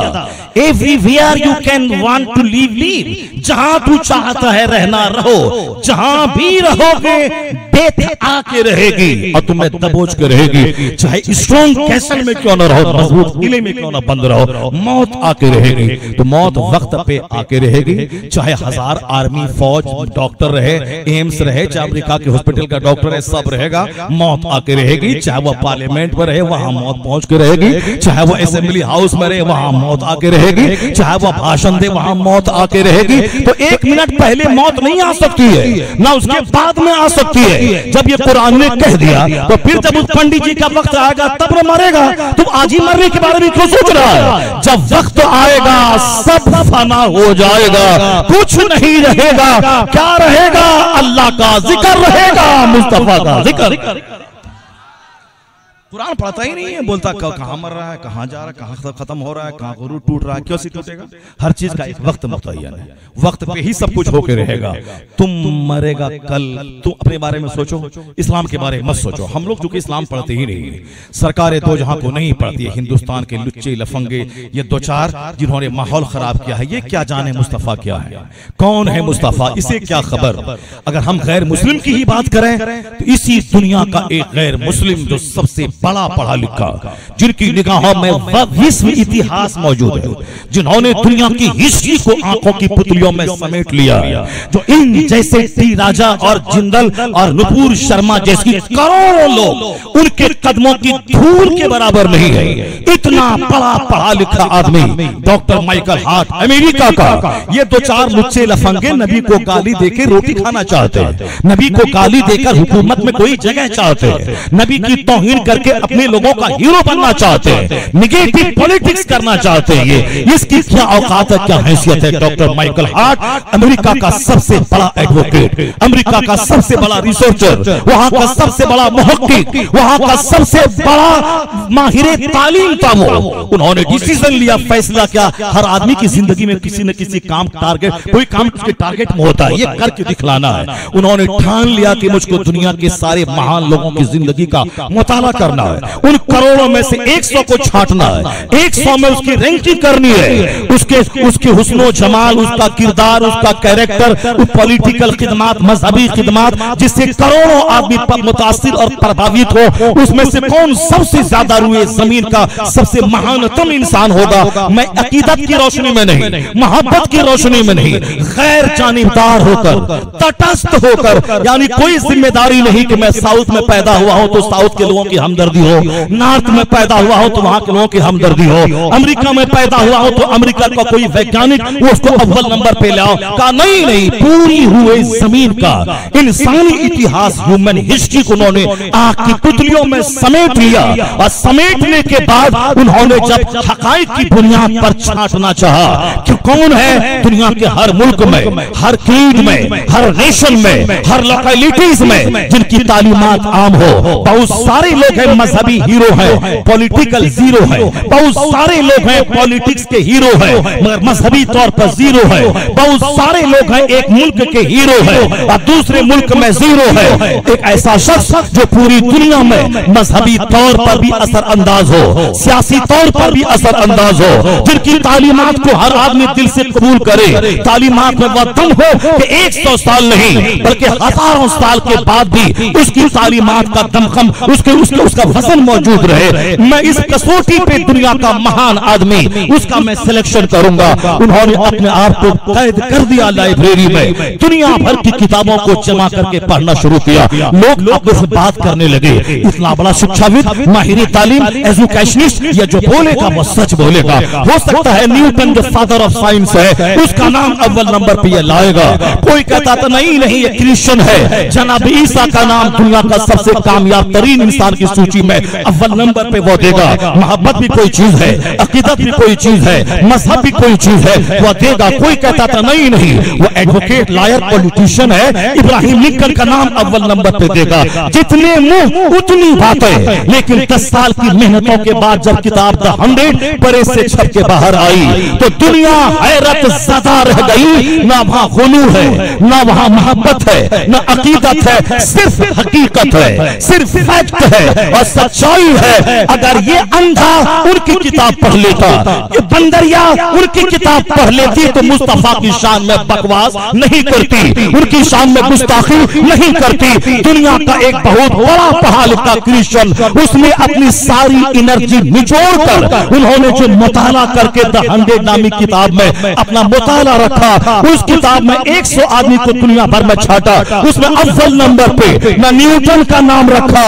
न जीसस क्राइस्ट का नाम रखा। उन्होंने कहा फैक्ट की बुनियाद पर दुनिया का सबसे महान नतम इंसान, कामयाब तरीन इंसान, जो मजहबी तौर पर भी हीरो हो, सियासी तौर पर भी हीरो हो, समाजी तौर पर भी हीरो हो, जिनका हर मुल्क में इनकलाब का हिस्सा हर मुल्क में रहा हो, हर सदी में जिनकी तालीमात की छाप रही हो। अगर ऐसा कोई शख्स है, उन्होंने रिमार्क किया, वह मोहम्मद अरबी की बातें गिरा।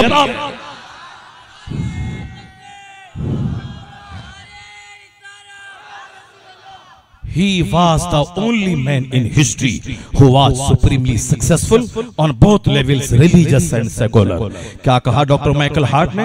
मोहम्मद अरबी इंसानी तारीख का इकलौता इंसान है जो मजहब और सियासत सारी सतह पे कामयाब तरीन शख्स हुआ है, जिन्होंने ऐसा एडमिनिस्ट्रेशन दिया कि आज तक दुनिया गवाह है, ऐसी जमहूरियत, ऐसा तर्ज हुकूमत दुनिया ने कभी नहीं देखा, जहां के शेर और बकरी एक घाट पे पानी पिए, अदल इंसाफ का यह आलम हो।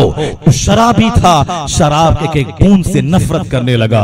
जो ज़नाकार था, ज़नाकार औरतों की आबरू का मुहाफिज और प्रोटेक्टर बन गया, जिनके गुलामों ने उसी पैटर्न पे हुकूमत करके सिद्दीक अकबर ने 2 साल में उस निजाम हुकूमत को स्ट्रॉन्ग किया।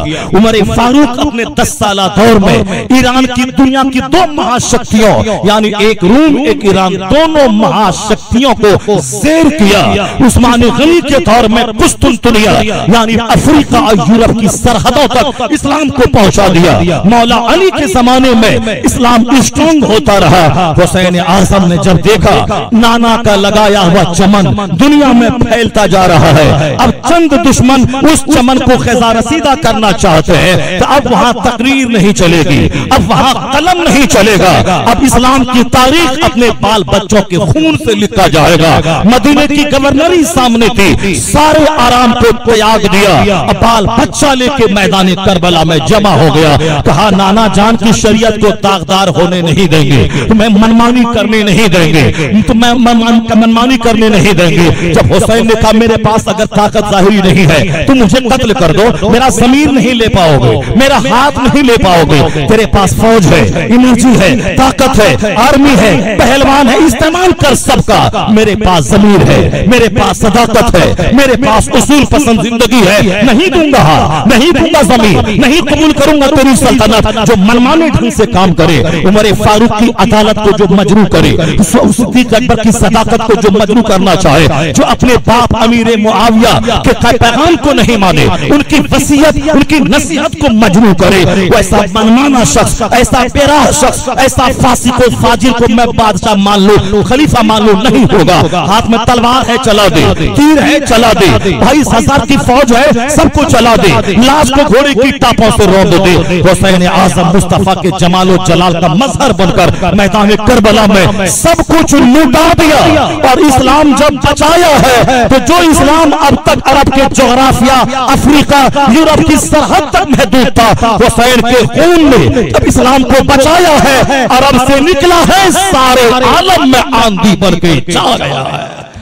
आज हिंदुस्तान ही नहीं पूरी दुनिया के हर गोशे में मुस्तफा का इस्लाम मुस्कुरा रहा है। कौन कहता है कि इस्लाम दबने के लिए आया है? पहला दिन जिस दिन पैगंबर आजम ने इस्लाम की तबलीग की, जो जब नबूवत का ऐलान आपने किया, सिर्फ आपकी बीवी जनाबी खदीजा ने कलमा पढ़ा था, सिर्फ एक बीवी है आपकी, उन्होंने कलमा पढ़ा था। चंद दिन के बाद मौला अली शरीक हो गए उस काफिले में। चंद दिन के बाद आपका गुलाम जनाब जैद साबित हो गए, जैद बिन हारसा उसमें शरीक हो गए।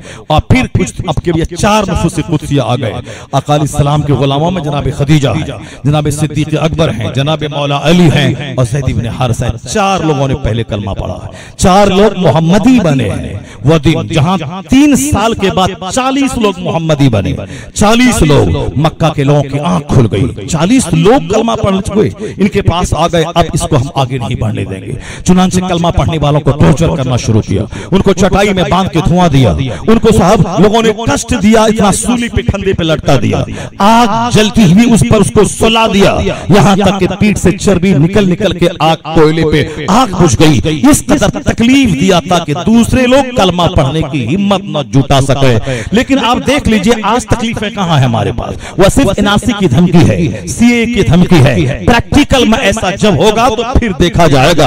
40 करोड़ लोग चूड़ी पहन के नहीं रहेंगे, जब होगा वह वक्त आएगा तो देखा जाएगा। अभी घबराने की कोई जरूरत नहीं है, परेशान होने की कोई जरूरत नहीं है। हमारे बाप दादाओं ने हिंदुस्तान की खातिर खून बहाया है, फांसी के फंदे को चूमा है, पैदा हुए उत्तर प्रदेश में, उनकी कब्र है अंडमान में। क्या जुर्म क्या था? जुर्म ही था कि अंग्रेजों के खिलाफ फतवे जिहाद दिया था।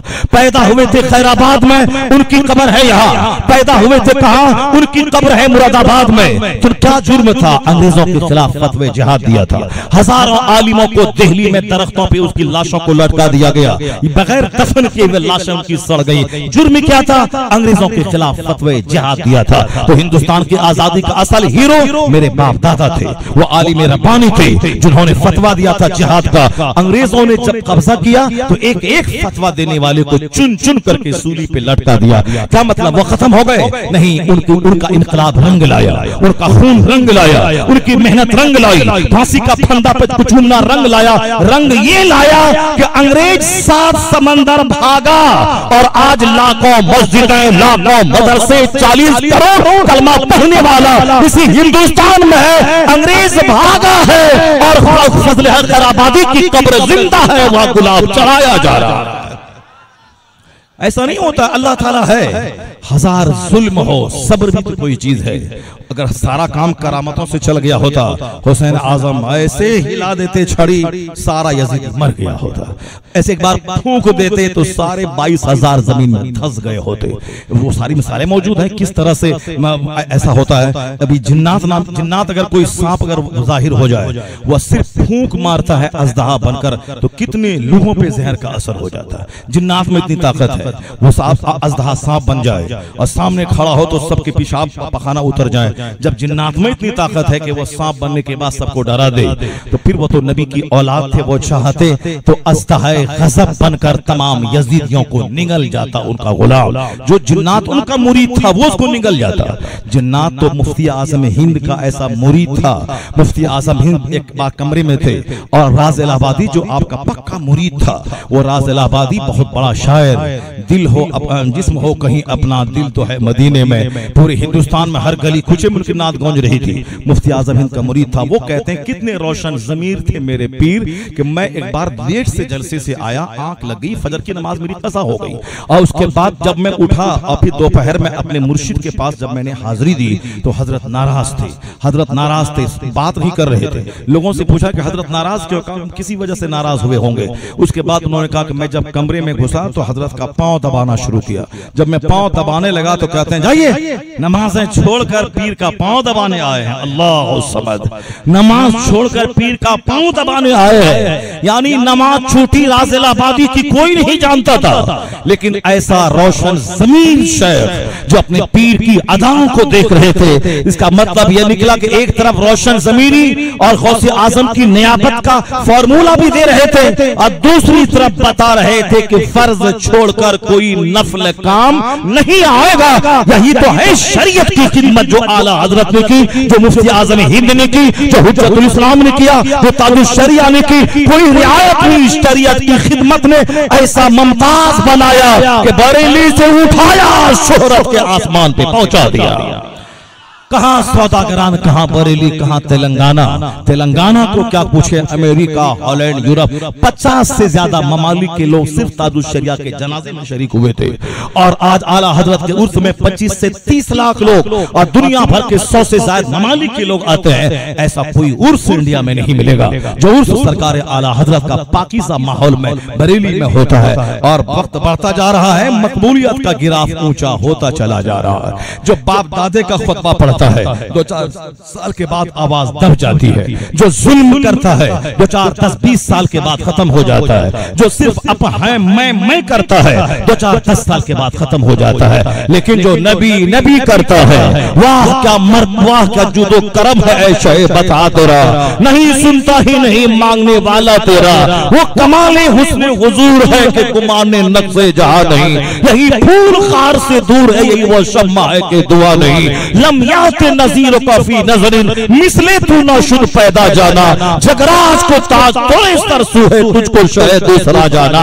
जो सारी जिंदगी ही बोलता रहा काबे के बदरुद तो जा तुम पे करोड़ों दरूद, तैबा के शमशुद तो तुम पे करोड़ों दरूद, मुस्तफा जाने रहमत पे लाखों सलाम, शमे बज़ में हिदायत पे लाखों सलाम। जो सारी जिंदगी बकता रहा वसूए लालाजार फिरते हैं, तेरे दिल ए बहार फिरते हैं, तू कोई तेरी बात क्या पूछे रजा, तुझसे कुत्ते हजार फिरते हैं। जो रजा सारी जिंदगी मुस्तफा के कदमों पे अपनी जान देकर मुस्तफा का नगमा गाता रहा, आज अल्लाह ने उस रजा को इस कदर शोहरत की बुलंदी अता की है कि जहां जहां नगमाए मुस्तफा गाया जाता है रजा का डंका भी बजाया जाता है। उस नबी मोहतरम की मोहब्बत में जो जीता है, जो मरता है, अल्लाह यहाँ इज्जत देता है, मरने के बाद जन्नत देता है। तो मैं कह रहा था कि सरकार दो जहां के उस काफिले में 4 लोग शरीक थे, लेकिन आज मालूम है कितने लोग हैं? आज 200 करोड़ लोग दुनिया में ऐसे हैं जिनके नाम के साथ लफ्ज़ मोहम्मद जुड़ा हुआ है। मोहम्मद अहमद, मोहम्मद कमर, मोहम्मद समर, मोहम्मद अब्दुल रशीद, मोहम्मद अब्दुल रहमान, मोहम्मद फला, मोहम्मद फला, या 200 करोड़ मोहम्मदी फौज आज दुनिया में मौजूद है। पता ये चला कि जो सिलसिला शुरू हुआ था कभी बैक नहीं हुआ कि आज 1 लाख है तो दुश्मनी बढ़ी घट के 50,000 हो गए, आज 1 करोड़ है तो दुश्मनी बढ़ी घट के 50 लाख हो गए, 50 करोड़ हो गए दुश्मनी बढ़ी तो फिर वो घट के 40 करोड़ हो गए। नहीं, दुश्मनी बढ़ती गई, 50 करोड़ 1 अरब में तब्दील होता चला गया, दुश्मनी बढ़ती गई, करोड़ों में इजाफा होता चला गया। आज भी दुश्मनी बढ़ रही है और मुस्तफा के गुलामों में इजाफा होता चला जा रहा है। एक नामी मोहम्मद है जो बढ़कर घटा नहीं, वरना हर एक उरूज में पिन्हा ज़मान है। बस उस नबी मोहतरम से प्यार करते रहिए, उनके इश्क में जिंदा रहिए, उनकी सुन्नतों को हिर्ज़े जां बना लीजिए। सरकारे दो जहां की गुफ्तगू रोजाना घर में हो, उन पर दरूद व सलाम रोजाना घर में हो। एक वजीफा बना लीजिए रोजाना, कम से कम 10 मिनट टाइम निकाल कर अपने घर में बीवी बच्चे सबको लेके आप बैठ जाएं। इसी 12वें शरीफ के महीने से इब्तिदा कर दें। अकेला अपना पढ़ना मस्जिद में और है, अपनी बीवी बच्चों के साथ मिल के दरूद पढ़ना और है।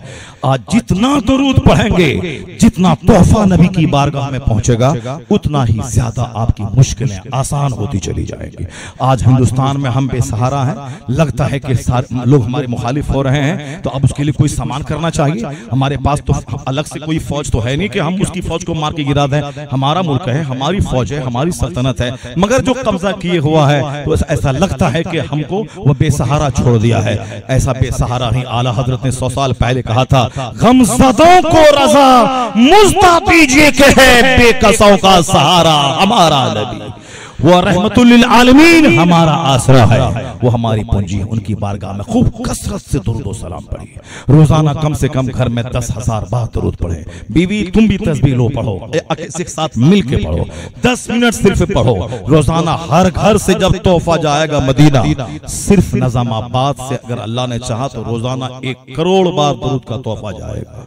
अगर सारे सुन्नी अपने घर में रात में ईशा की नमाज के बाद 10 मिनट के लिए बैठ जाएं, जहां लोग आज हाल में बैठ बैठते हैं, साहब LED टीवी चल रही है, मैच चल रहा है, आज मैच का जमाना है, 1 घंटा बैठ के जब मैच देखते हैं, 1 घंटा बैठकर जब फिल्में देखते हैं, 1 घंटा बैठकर कॉमेडी सुनते हैं, उस सारे खुराफात को ब्लॉक करके 10 मिनट टाइम निकाल के उसी हाल में घर के सारे लोग बावजू बैठ जाएं, पाक नापाक औरतें के नापाक हैं, उस हालत में नमाज पढ़ना हराम है, मगर वो दुरूद पढ़े। मैं अक्सर बेशतर कहता हूं कि नमाज औरतें सुस्त और काहिल होती हैं और महीने की जो कमजोरी होती है उसमें और वो काहिल हो जाते हैं, बहाना मिलता है कि नमाज तो पढ़ना, नमाज नहीं पढ़ सकते हैं। मैं उन दिनों में अक्सर कहता हूं कि उन दिनों में नमाज पढ़ना हराम है, लेकिन आप नमाज पंजगाना के टाइम में बावजू मुसल्ले पे बैठ करके कम से कम 1000 बार दरूद पढ़ लें, ताकि वजू भी है रहे और नमाज पढ़ने की आदत भी बनी रहे और फिर नफल इबादत भी होती रहे। दरूद पढ़ना उस हालत में भी जायज है, सुभान अल्लाह, अल्हम्दुलिल्लाह, ला इलाहा इल्लल्लाह, मुहम्मदुर रसूलुल्लाह, उस हालत में भी पढ़ती रहे। मगर ये इस कदर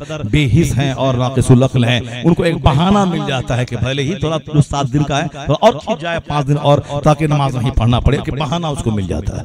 वरना जो अक्लमंद होती हैं पता ही नहीं चलता घर में किसी को कि कब आया कब गया, कब वह दौरा आया कब वह दौरा गया। देखता हूँ सब दिन नमाज पढ़ रही है, वो मुसल्ले पे बैठी है, हाँ उनके अंदाज से कुछ लोगों को पता चलेगा, वरना अक्सर लोगों पे ये राज ही जाहिर न होगा कि कब आता है ब्लड कब जाता है।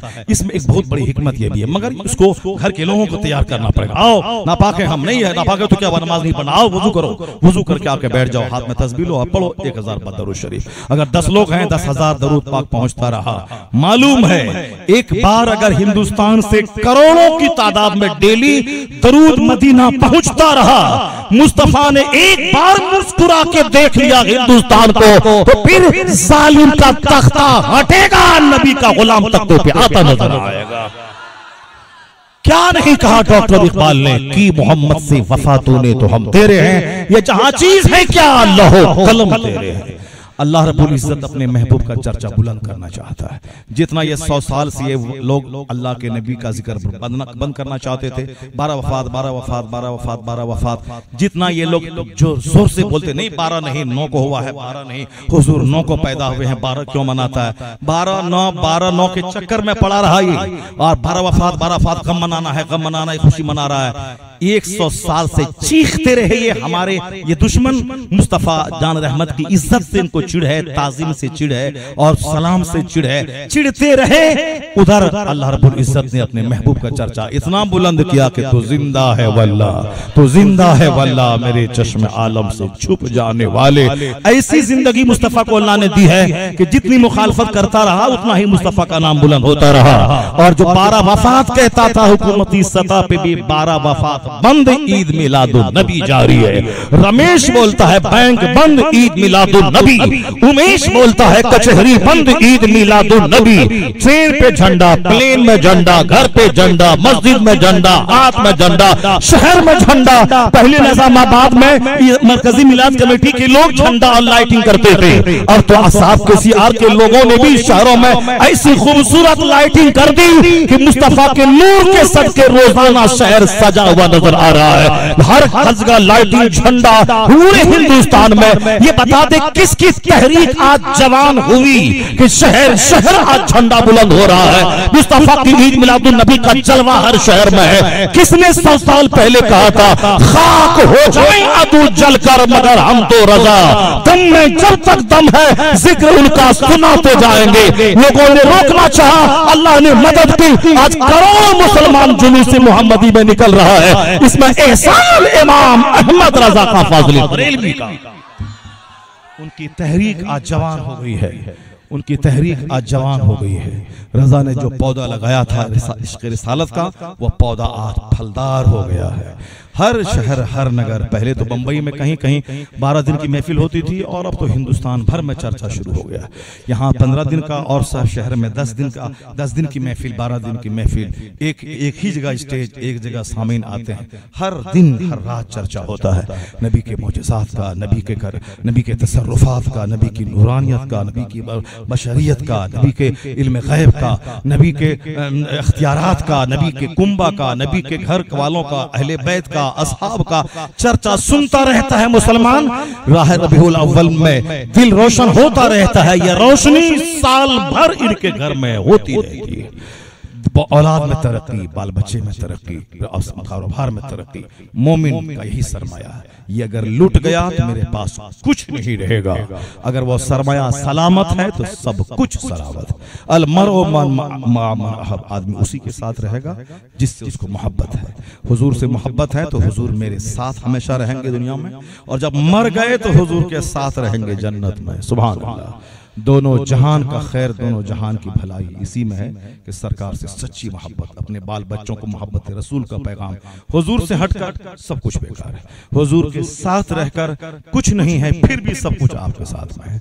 आज इस मुसीबत और संकट की घड़ी में खूब कसरत से दुरूद व सलाम, खूब कसरत सरकार की मोहब्बत का चर्चा, खूब नमाजों की पाबंदी, रूहानी ताकत जो होना चाहिए मुसलमान कर नहीं रहा है। मगर ये ईद मिलादुन नबी का जलसा आपको आवाज देता है कि उसकी शुरुआत होनी चाहिए, आगाज होना चाहिए। अल्लाह है वो सिर्फ बंदों को देखता है कि किस तरह ये बदल जाए तो फिर मेरी रहमतों की बौछार पड़ने लगेगी। सिर्फ हम बदल जाएं, मेरी सोच बदल जाए, मेरी फिक्र बदल जाए, मेरी एक्टिविटीज बदल जाए। मोहब्बत रसूल सबसे बड़ी पूंजी है। मैंने वो आयत करीमा पढ़ी थी मगर बात मैं नहीं उस पर कर पाया। बात तो उसी की तशरीह और तफसीर वही है, लेकिन उस आयत का तर्जमा, उसकी तशरीह और तफसीर पे इंशाअल्लाह उल करीम कल मौका मिलेगा, कल तबसरा करेंगे। कल कहाँ मजलिस है? निज़ाम कॉलोनी में। कल आप सारे तशरीफ लाएं, अपने दोस्त अब आपको तशरीफ लेके आए। फिर मैं इंशाल्लाह इसी टॉपिक को थोड़ा सा बढ़ाते हुए मैं बताऊंगा कि किस तरह आज के वक्त में चंद लुच्चे तो बोल रहे हैं खिलाफ, मगर कितने बड़े बड़े पढ़े लिखे लोग सरकार की अजमत का लोहा मान रहे हैं। उनकी सुन्नतों पर उनका क्या क्या स्टेटमेंट आ रहा है, इंशाअल्लाह कल मैं सुनाऊंगा। अल्लाह ताला हमारी महफिलों को कबूल फरमाए, हमें हर महफिलों में शरीफ होकर फैजान से मालामाल होने की तौफीक अता फरमाए। आमीन। व आखिर दाअवाना।